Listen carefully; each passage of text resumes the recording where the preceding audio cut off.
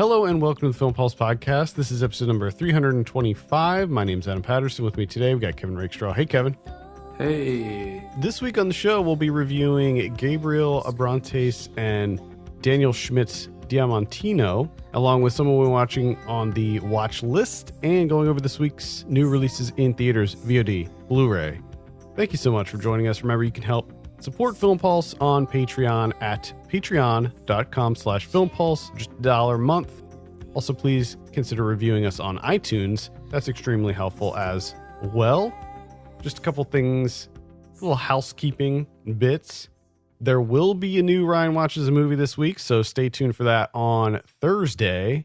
We had him watch Halloween 2018. That was a surprising one. Very surprising one. Let's just say that episode is brief. Yeah, that's kind of I feel like that was kind of a Ryan first. Yeah. Was shocked by how that turned out. We're going to be recording a new episode of Saved by the 90s, probably just a couple hours after we record this. So stay tuned for that. Just remember that's on a separate feed. So make sure you subscribe to Saved by the 90s on your podcast provider. And keep an eye on our Twitter, 90s Pod, to find out exactly when we'll be releasing it. I just need to look at the dates and figure out how long it's going to take me to edit and all that stuff. With that, I think we can jump into our review this week. We're talking about Diamantino. I have a synopsis here. Diamantino, the world's premier soccer star, loses his special touch and ends his career in disgrace. Searching for a new purpose, the international icon sets on a delirious odyssey where he confronts neo-fascism, the refugee crisis, genetic modification, and the hunt for the source of genius. How about that? Kevin, what did you think of Diamantino? Well, there's one thing that I definitely cannot argue with, and that this is an original movie. It's definitely original. It's got some creativity in there. So, I mean, starting from that point, it's kind of hard to knock it because of what it is. You know, you kind of got to give them credit for what they go for because they aim high. And for the most part, there's a whole lot going on. A lot going on in this movie. It is an absurdist satirical farce. Yeah. I think all those words are correct. Now, the only thing, I don't know if there might be too much going on. I'm kind of leaning that way. To me, there was just a bit too much going on. And at the same time, it seemed like they were, trying to confront these, big important issues. But I don't know. It didn't really seem like they had a whole lot to say about them with the fascism and everything. Right. It's just, I think more than anything, they were just satirizing what's happening in the world. I don't think they had much to say about it other than that it is ridiculous. Like, I think the movie in and of itself is the statement. Like, the movie's ridiculous. All of this is ridiculous. And that's what it is. Like, I think that's kind of what they're going for. And I think I agree with you for the most part. And I think the only thing that kind of got me is like the creativity and everything seems to peter out a little bit. Maybe like halfway through or so. And it just kind of dwindled there for me. I still enjoyed myself. It's still a good movie to me, but it just, my involvement with it, my investment in it kind of dwindled about the halfway point and then just kind of slowly, incrementally died as we went on. But man, with it starts off so goddamn strong because you got those giant fluffy puppies and those pink clouds, and I just I was hooked right there. So just to step back, you have this, like the synopsis says, you have this star soccer player. It's the World Cup semifinal, right? That was the semifinal match that they showed at the beginning. It was Portugal against Chile, if I'm not mistaken. And you have Diamantino, who is like Portugal's all-star player. And the way he gets in the zone is he imagines that he's in this like cloud land where it's just everything is pink and you have he's in the clouds and there's just giant puppies on the field and he just dances around these puppies with the ball and that's what makes him an all-star.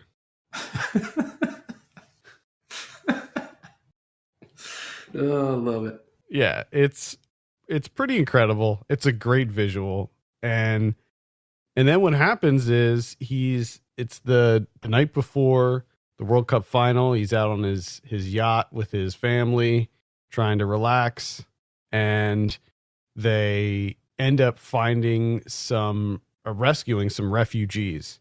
And this really affects him, and it ends up making him sort of lose his spark, I guess. And it causes him to choke during the World Cup final, instantly turning him into a meme. And it's pretty rough for him. Mm-hmm. Mm-hmm. So he then decides that he's going to retire and adopt a refugee and take this refugee in as his own. But what he doesn't know is that the refugee he adopts is an agent with the Portugal Secret Service. Yeah, I think so. I'm not even sure what that's all about, but he's being investigated for money laundering. But it's you learn very quickly that this guy he reminds me of what was that movie that you really loved that came out last year? I want to say Laszlo, but it's not Laszlo, but it's something. Happy as Lazaro. He was kind of like he reminds me of Lazaro, where he's just he's like an innocent, pure soul, and he just loves happy things, and he just loves loving things, and he doesn't realize that the little refugee boy that he adopts is like a full-grown woman who's undercover for the Secret Service. And not only that, so he has that going on, but his evil twin sisters, they are conspiring to work with this like opposition party, this like opposition political party in Portugal to help to trick him into being like the figurehead of this sort of Portuguese version of Brexit, where they want this party to take over and build a giant wall around Portugal and pull out of the EU. And then also, I don't know should I be giving more away? I don't know what would be considered spoilers in this. I think that's kind of the beauty of this movie is you can say every single thing that happens in this, but I don't think you would necessarily spoil like the actual experience of watching this. Yeah. I just feel like it's important to know certain things.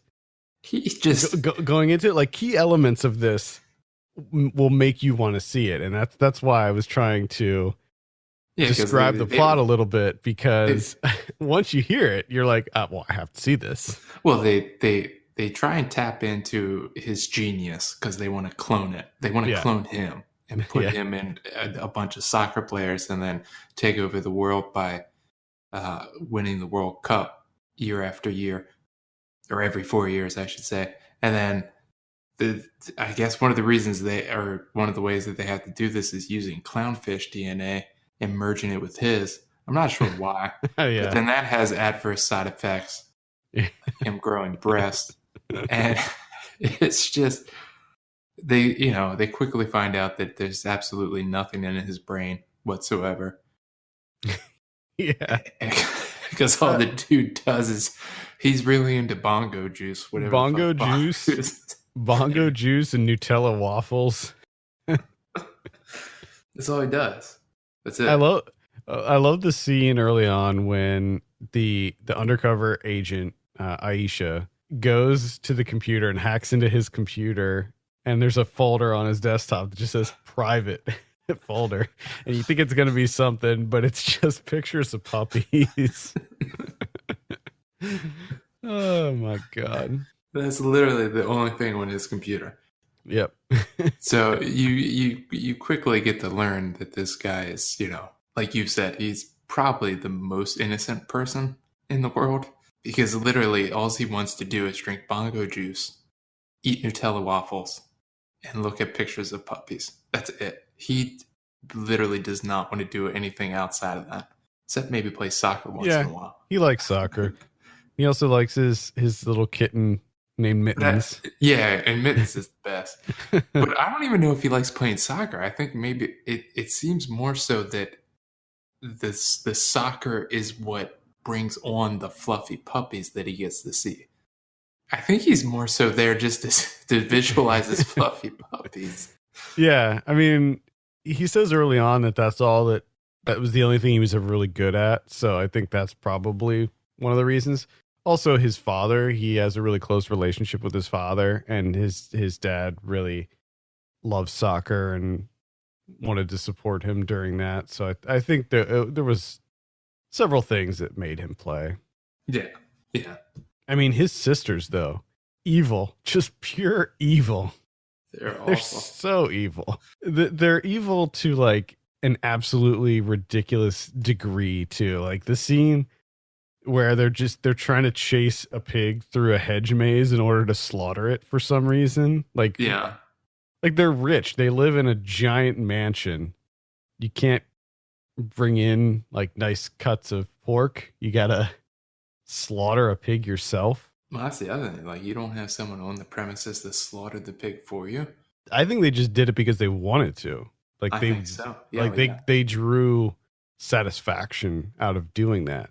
I wouldn't disagree. Yeah, they were pretty horrible. I think for me, the thing that I enjoyed the most is a lot of the visual effects, because the visuals are great. There's fluffy puppies with that pink stuff going on. Yeah. And then even when it switched and he couldn't visualize the puppies anymore, and it was more so just like the ocean refugees, the way they did everything with the stadium, I thought looked fantastic. Yeah, the one dream sequence where the whole stadium was like filled with water, and they did a lot of really cool visual flourishes in this.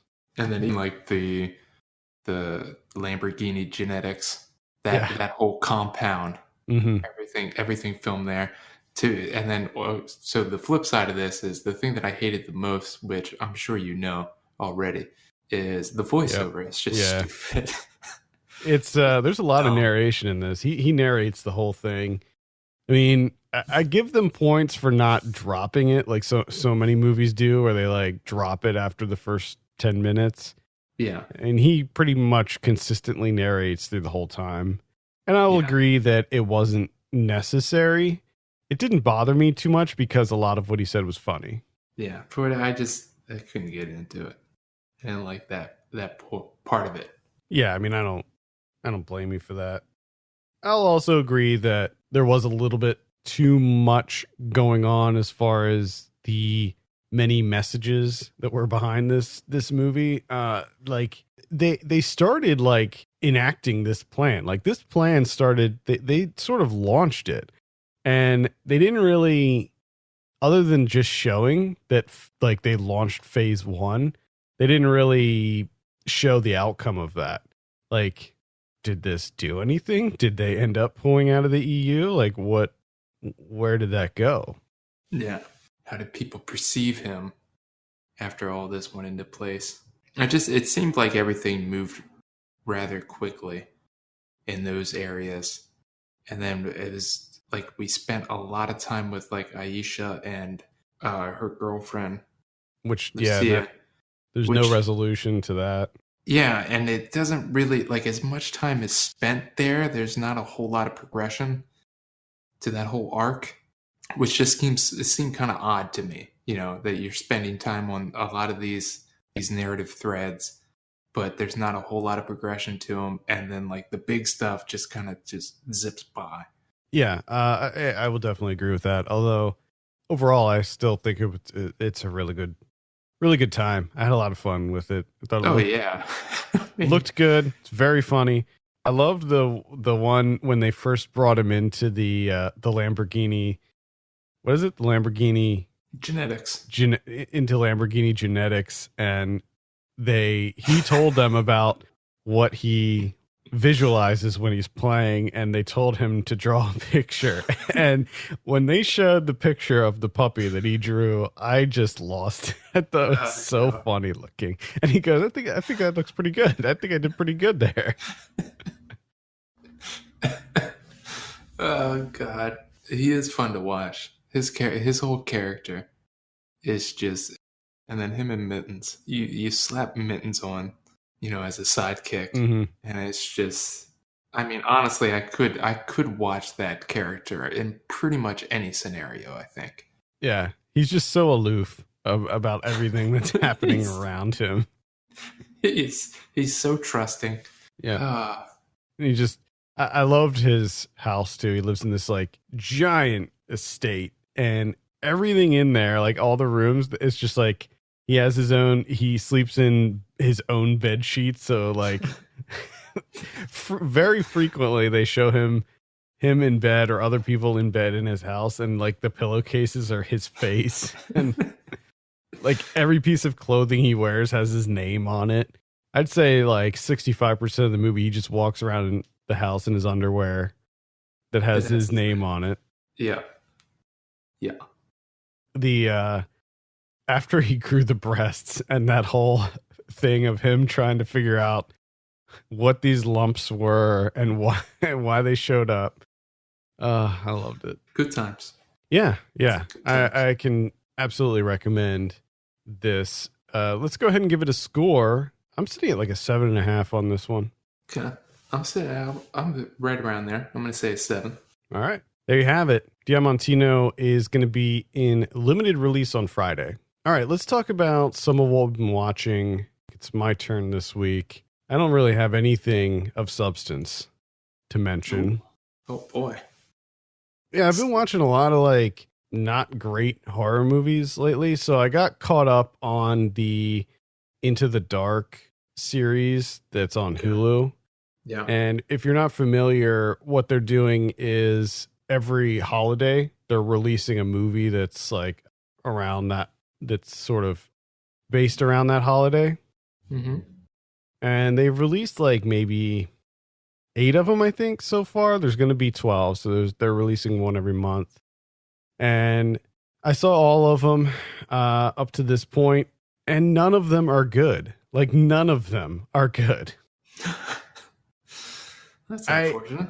I think like maybe the only one that I found to be remotely enjoyable was one called Treehouse. And this is directed by James Roday.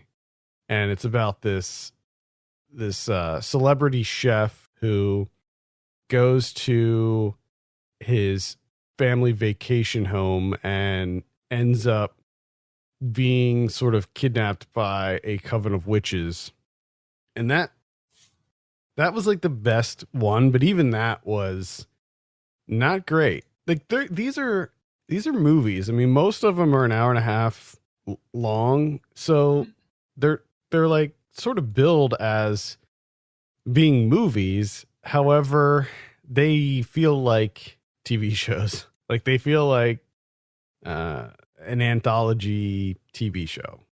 And you have some like decent directors behind some of these. I think Sophie Takal directed one of them, and the latest one to come out was called All That We Destroy.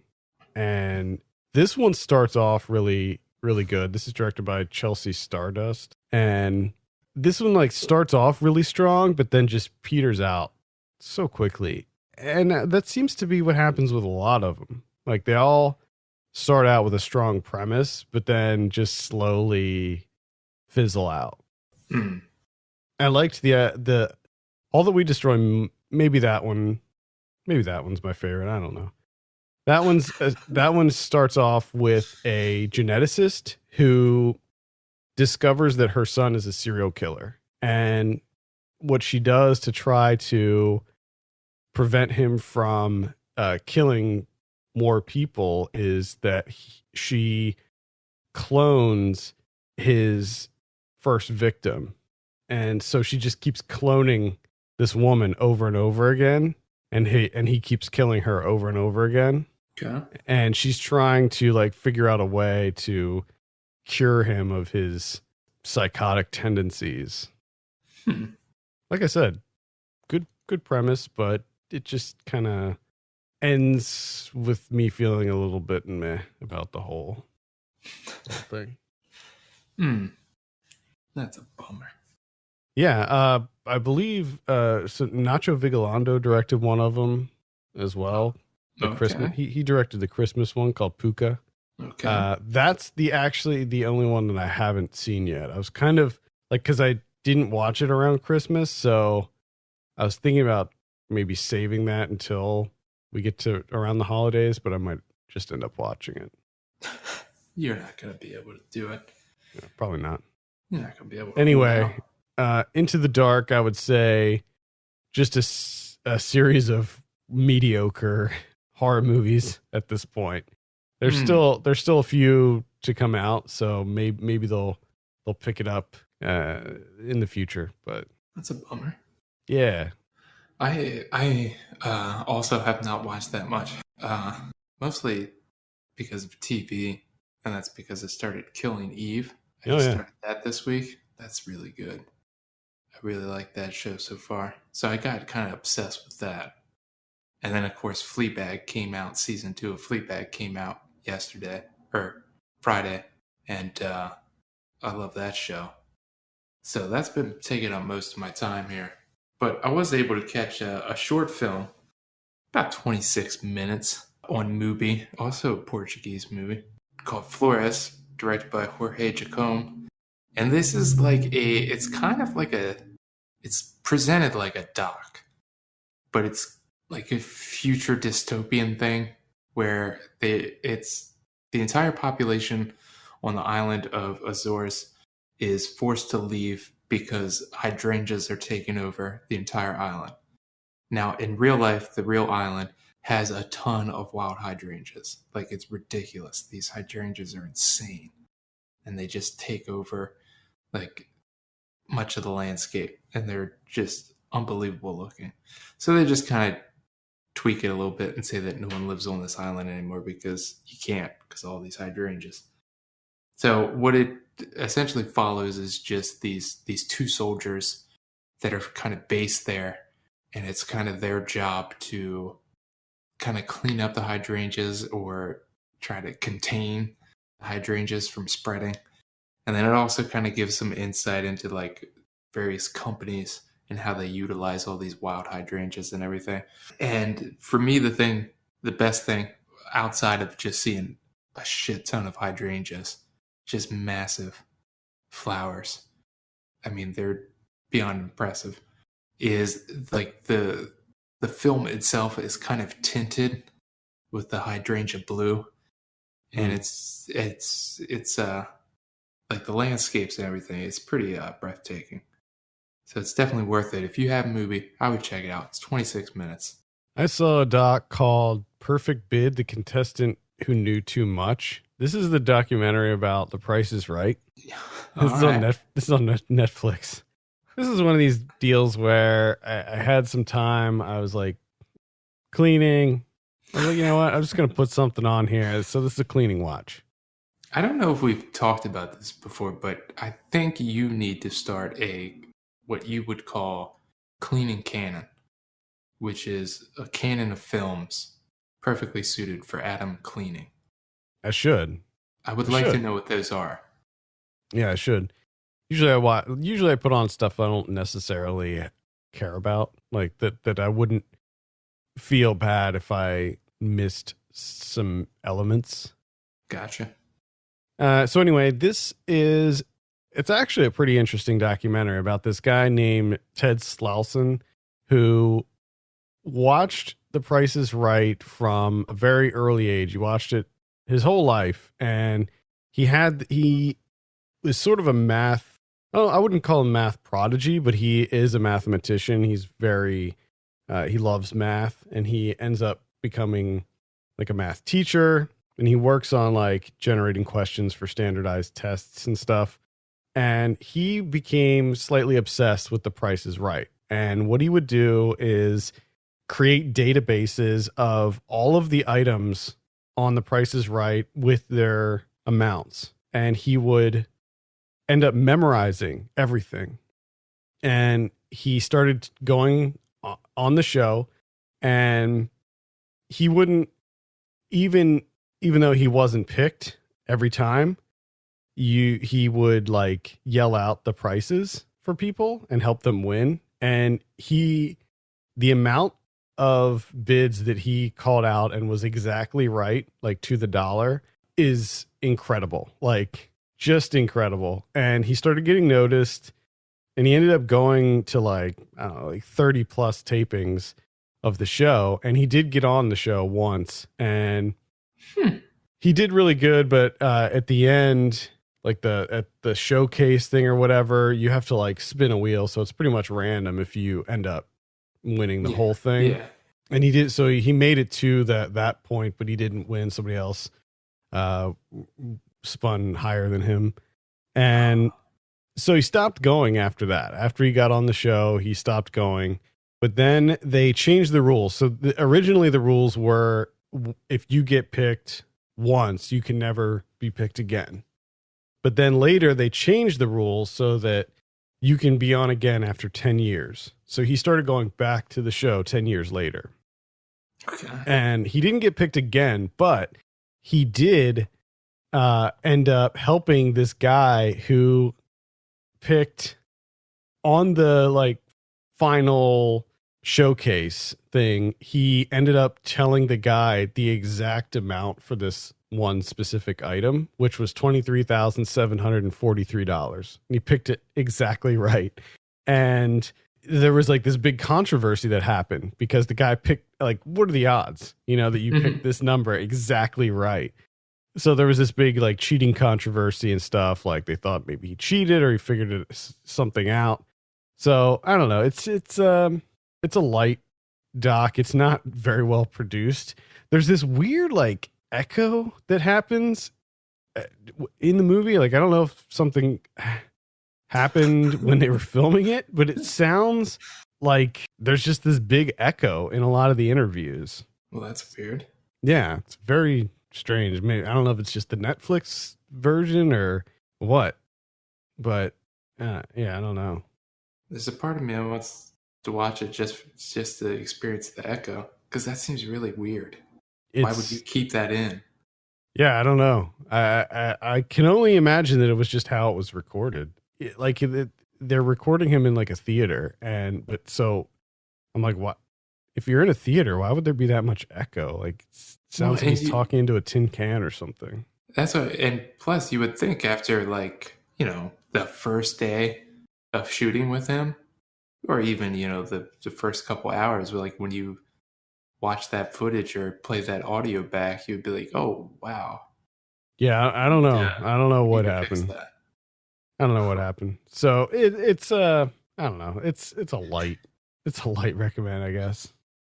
I mean, if you're really into the Price is Right, you do get kind of this interesting behind the scenes look at how the show works.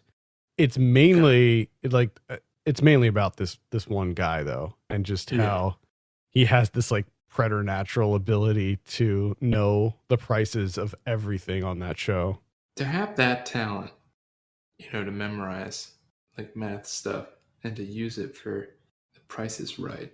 I mean, he helped a lot of people win a lot of money. And I mean, he uses his skills for his regular day job too. So it's not like, no, in my mind, he doesn't. It's not like it's gone to waste.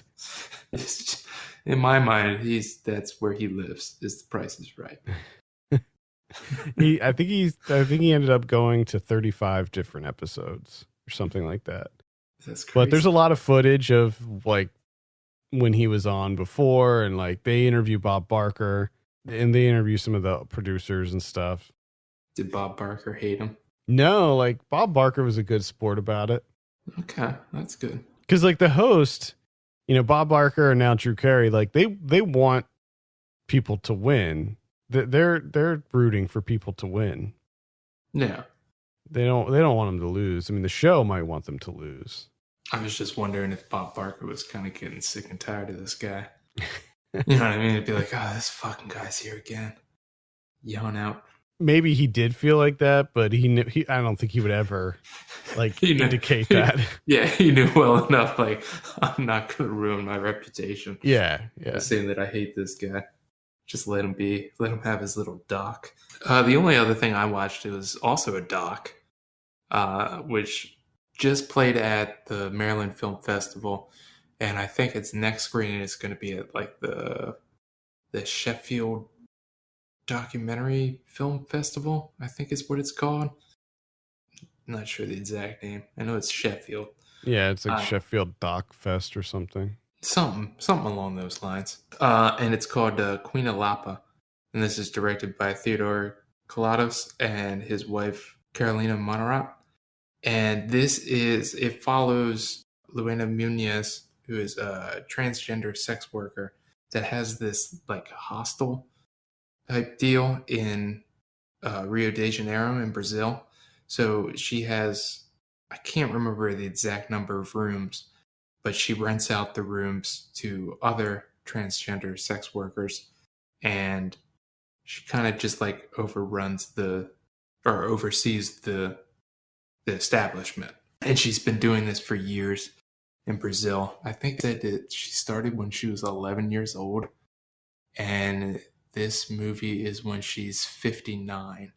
So, and she's been pretty big in Brazil, starring in movies, cabaret shows, all sorts of stuff. And it's really just an old school, like, fly on the wall doc where they just, cameras on them and just day-to-day stuff, talking bills, talking about the histories, just any little story that comes up. And then they also spend a lot of time with the other transgender sex workers that are staying there. And it's just it's a really interesting doc. And just, just the way that that's kind of filmed. I always kind of enjoy those docs where it's just, just the camera's there and just minimal invasiveness, and we're just along for the ride, essentially. So if and when it comes out, I would definitely check it out. Yeah. Shout out to Theodore, friend of the show. Yeah. All right, let's take a look at what we have in theaters this week. Got a couple biggies. Got a few big ones. We got Aladdin, Disney's Aladdin. Oh. Does anybody think that this is going to be good? Does anybody desire this? No. It looks so bad. And who's directing this? Someone's bizarre is directing this. It's Guy Ritchie, isn't it? Yeah, and why? Why would you? I don't know. Who knows? I don't have a problem with Guy Ritchie. He's fine. But this project, why would you get someone like him for this project? I don't know. It's just, oh my goodness. It looks bad. It just looks so bad to me. Oh, it looks terrible. Everything about it looks really bad. I will say that the latest trailer that came out a couple weeks ago for The Lion King, that's the one that won me over for that movie. I'm actually very interested in that movie now. Okay. But this one, no siree. Mm-mm. No. Also in theaters this week, we have Brightburn. This is the horror one about, it's like an evil superhero. Oh. Guess it'd be a super villain in that case. You got there. You got there, buddy. It took me a couple steps, but I made it. Oh yeah, that's right. They're called super villains. But he's sort of like a Superman type character. Okay. Does he just start off as a supervillain, or does he like? Nah, does he switch over? Yeah, he makes his way there. You haven't seen any trailers for this? No, I've never heard of this movie. He's a kid. He's like maybe 13 years old or something. Oh boy. It's the same like sort of origin story as Superman, where there's this ship that crash lands, there's a baby on board, these two human characters raise them as their own because they were never able to have kids. Couples played by Elizabeth Banks and David Denman. Okay. All right. I don't know. It's produced by James Gunn, written by Brian and Mark Gunn. I don't know. Maybe this might be like a rental for me. Okay. I don't know. I don't know if I'll see this in the theater. One that I will be seeing in the theater is Booksmart.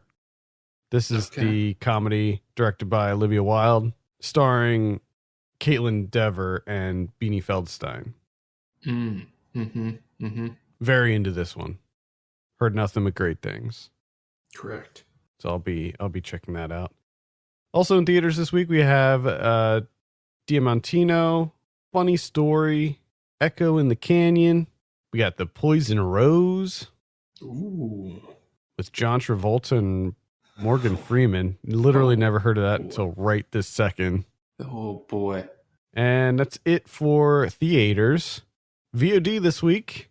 On Friday we have After Maria, which is a Netflix series. Okay. This is a doc, I believe. Netflix They're doc. all Yeah. Everything's docs now. Not The Perfection, which is also on Netflix. It's a doc.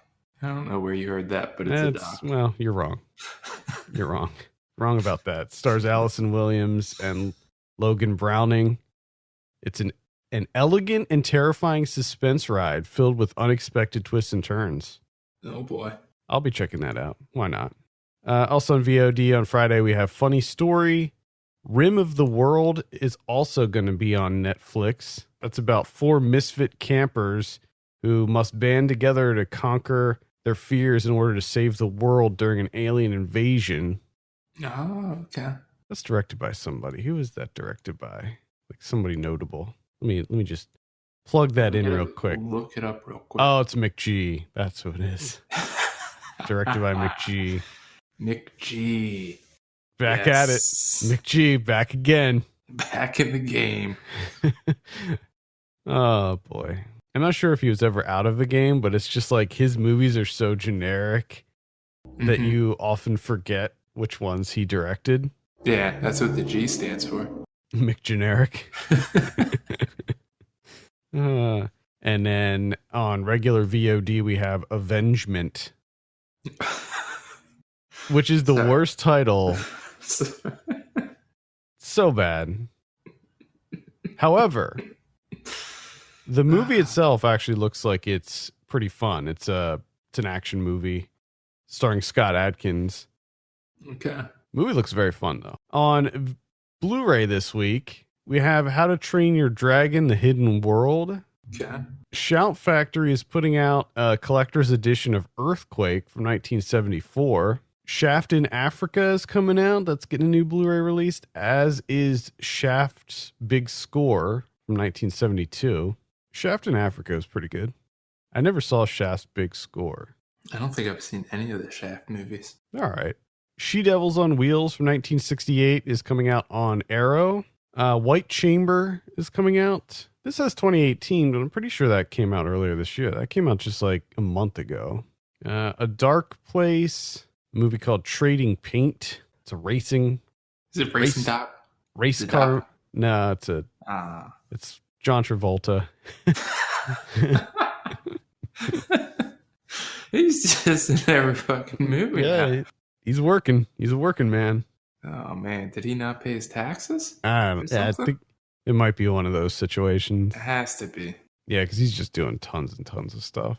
Those guys are always given the opportunity to just make a bunch of shit movies to pay back their taxes, and Wesley Snipes goes to jail. Yeah, I know. What's up with that? I think we know what's up with that. Yeah, I think you're right. That's pretty much it. What about Criterion's this week? We have one, and that's Let the Sunshine In. All right. This is a contemporary release. Yeah. Criterion. Seems like they're doing it a lot more now. Well, they love Claire Denis. They do. They do. love some Claire Denis. Fucking love her. So that's finally getting released. And it also has a short film on there that she made back in 2014, adapted from a text from the co-writer of Let the Sunshine In. It's got some new interviews with her and Juliette Binoche. And then it also has a trailer, if you're into trailers. And that's it for special features. Sounds a little bare, but yeah, the short film sounds. Yeah, but it seems like you could have. I mean, it's a newer release. Right. You load it up. Why not? Did you see that they're releasing her? I think it was like her first movie in theaters. They're releasing it on the La Cinema Club. Yeah, that's coming back. I saw that. June News. June 14th, I believe. It's exciting. Yeah, they always have some good stuff on that website. Well, it's going to be completely revamped. They're redoing the whole thing. Watch out. New movie every week. It's gonna be completely free to everyone. Mm-hmm. No subscriptions or anything, and you're going to be able to watch the movie for 1 week, and then it's going to be replaced by something else. You got to stay on top of it. Yeah, and they're doing screenings too, like theatrical screenings for some stuff. Okay. I mean, I'm sure that they're not going to be in your area. But what? You don't think so? I don't think so. I don't think the market's there for that. Yeah, I think you're right. All right, I think that's going to be it for this week. Thank you so much for tuning in. You can send us your questions and topics to podcast@filmpulse.net. You can follow us on Twitter @filmpulsenet and @filmpulsekevin. If you have a minute, take a look at our Patreon page, patreon.com/filmpulse. Consider helping us out by becoming a subscriber. For Kevin Rakestraw, my name's Adam Patterson. We'll see you next week.